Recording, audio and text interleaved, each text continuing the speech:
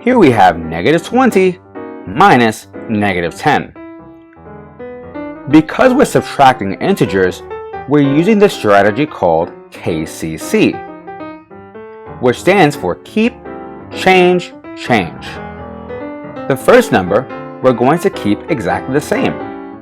So negative 20 we'll keep as negative 20.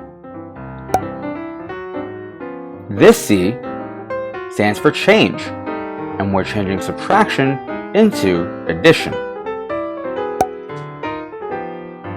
And this C also stands for change, but in this column, we're changing the sign of the number we have to its opposite.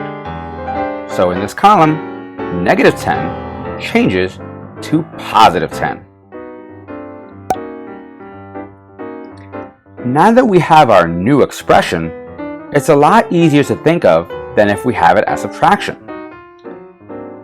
I've said this before, whenever we're dealing with numbers that have signs like positive and negative, it's easier to think about it in terms of money, where negative money represents money that you owe, and positive represents money that you have. In this question, it's like you owe someone $20, but you only have $10. Can you pay them back everything you owe them? The answer is no.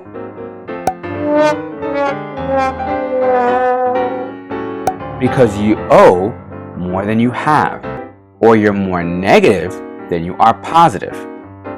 If you pay them back with the $10 you have, you're still going to owe them $10. And that's why our answer is negative 10. Thanks for watching, and we'll see you next time on the Math Review.